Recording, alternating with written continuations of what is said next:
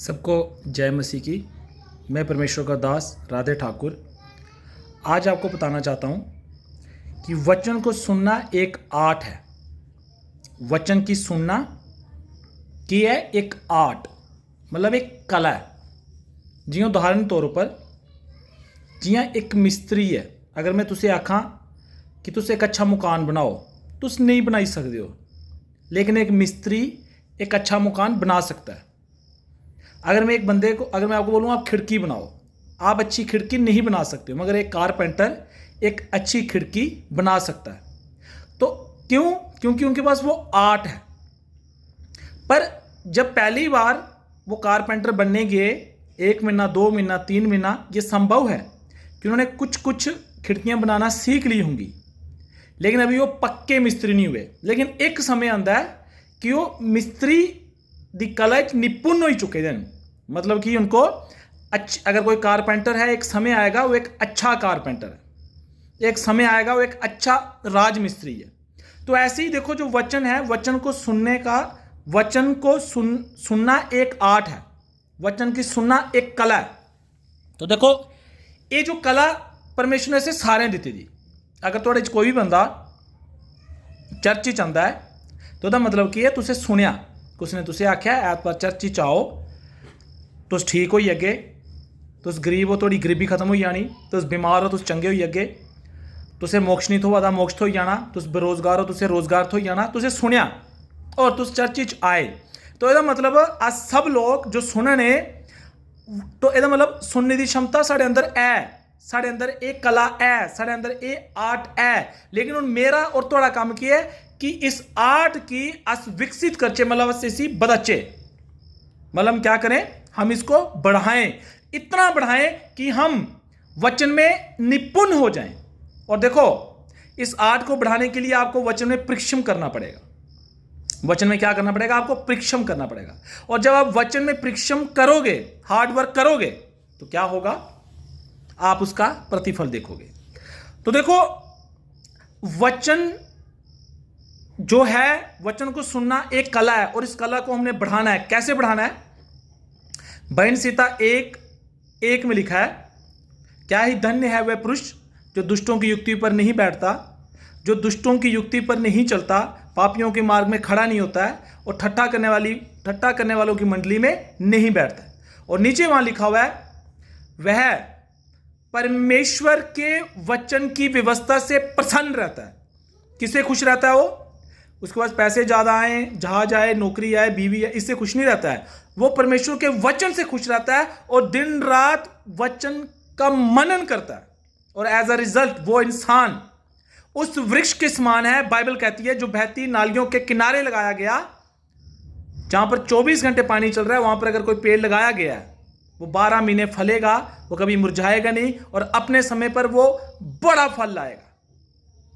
तो वचन को सुनना है, ये आर्ट परमेश्वर ने हमें दिया है, लेकिन अब हमने क्या करना है? इस आर्ट को बढ़ाना है। तो नीति वचन अध्याय 4 वचन 20 में लिखा है, हे मेरे पुत्र, मेरे वचन ध्यान धर के सुन और अपना कान मेरी बातों पर लगा।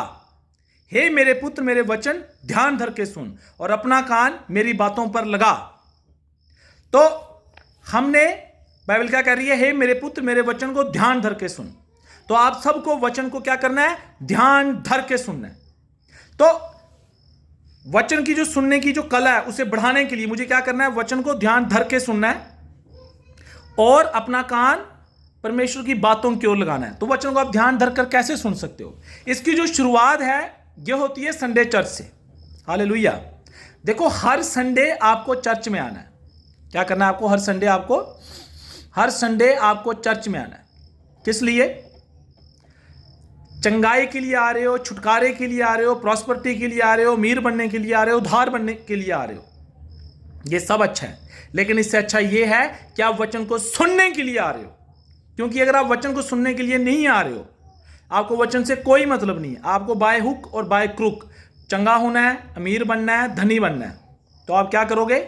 आज आप इस चर्च में आ रहे हो, कल आप उस चर्च में जाओगे, परसों आप उस ब्रांच में जाओगे, परसों आप उस ब्रांच में जाओगे, और जब आप अपने आप को परमेश्वर घर में बोरे नहीं हो, आप कभी फलोगे नहीं, फूलोगे नहीं। तो इससे बढ़कर आपको यह मानना है परमेश्वर के कोड़े खाने से मैं चंगा हो चुका हूं, उसके कंगाल होने से मैं धनी हो चुका हूं, शैतान की पावर को यीशु मसीह ने क्रूस पर खत्म कर दिया, उसका कोई अधिकार नहीं मेरे ऊपर। और चंगाई, छुटकारा, उद्धार आप घर में भी ले सकते हो। बाइबल लिखा है जीव के वश में जीवन और मृत्यु दोनों है, जो इसे काम में लाना जानता है वो इसका प्रतिफल देखेगा। जीव के वश में, आपकी जीव के वश में, आपकी जीव की वश में चंगाई है, छुटकारा है, जीवन है और बहुतायत का जीवन है। तो संडे जो हमने चर्च में जाना है, हमने किस लिए जाना है कि मेरे अंदर जो वचन सुनने की कला है, मैंने उस कला को बढ़ाना है, इतना बढ़ाना है कि मैं वचन में निपुण हो जाऊं। और इस चीज के लिए जब आप वचन को सीखने के लिए, वचन की कला को सुनने की आप वचन में परिश्रम कर रहे हैं, वो व्यर्थ नहीं जाएगा। प्रभु दे एक महान दास पास्टर कैनेथ टेगन थे, उनका आखना है कि मिकी अगर मीटिंग ही सदना कम से कम 3 हफ्ते की मीटिंग होनी चाहिए और सवेरे से लेके शामी तक teaching teaching teaching teaching. As a result क्या होता था, बड़े कम लोग होते थे लास्ट में जिनको कहते थे प्रार्थना कराओ, नहीं तो वचन सुनते सुनते ही चंगे हो जाते थे। हालेलुया, सुनते सुनते ही चंगे हो जाते थे। और मैं तुझे सच सुनाना, परमेश्वर ने अपने से बढ़कर अपने वचन को आदर दिया है, लेकिन मैं आज क्या देख रहा हूं कि लोग वचन को आदर नहीं दे रहे हैं। जो परमेश्वर ने अपने लोगों को वचन सुनने की कला दी है, वो उसको बढ़ाने में परिश्रम नहीं कर रहे हैं। बड़े सारे लोग लगता है अस ब्रांच जाने, बड़े चर्च जाने, उस अत्र खा उड़ गए और खा उड़ गए, अस धमाल कर उड़ गए, कुछ नहीं होना है। मेरे पास्टर जी हैं, पास्टर स्टीफन पवार, और बाइबल क्लास दिंदे हैं इतने चबूतरा कोल, और बड़ी नंबर 1 बाइबल क्लास दिंदे हैं। आओ इन्हें दिन पास्टर हैं, बड़ा बिजी हैं, लेकिन उसके बाद भी जिले मिगी टाइम लगता है जरूर जाना होना। आओ नहीं देखना होना कि पास्टर हैं, मैं सीखने वास्ते जाना होना। लेकिन मिगी इन्ना दुख होता है कि उस ग्रां दे, उस महल्ले के लोगों की एक सुनहरा अवसर है कि वो वचन की सीखी सकन, लेकिन वो एक बड़ी जबरदस्त टीचिंग देते हैं। और मैं अगर मिगी कोई सुना था स्टीफन पवार दे अड़ोस पड़ोस अगर कोई रोंदा है, उनके उत्थे बाइबल क्लास होंदी है, तुम पता करी सकते हो, तो शामी सीखने जा ही सकते हो, लेकिन बड़े घट जाते हैं क्योंकि उन्हें ऐसा लगता है कि ये फजूल है। जबकि बाइबल लिखे था परमेश्वर ने अपने वचन को अपने से बढ़कर आदर दिया है, और वचन को सीखने के लिए अगर मैं परिश्रम कर रहा हूं तो क्या परमेश्वर मुझे आशीष ना देगा। लेकिन मैं उगे देखना होना जिले लोग हज़ारा लख रुपए किराया खर्चते हैं, दिल्ली बॉम्बे अगे पिछे कुदे कुदे जाते हैं, ये सोच रखिए कि अस बड़े ब्लैसड हो अगे, लेकिन मैं लोगों के जीवन देखना होना मिगी कोई उनकी ब्लैसिंग नहीं लभदी। ठीक है, वो मानसिक तौर पर ब्लैसड हैं कि मतलब असें सारी दुनिया जीती रहती, लेकिन हकीकत ग्राउंड रूट सेम जिते हो थे वो लोग उधर के हैं। तो देखो आऊँ एक कुसे की नीचा दसने नहीं दसना, आऊँ कुसे की कंडम करने नहीं दसना, आऊँ तुसे की टीचिंग तां देना कि आप वचन को आदर दो और वचन को सीखने में परिश्रम करो और आप वचन में निपुण हो जाओ, उसके लिए आप मेहनत करो। हालेलुया।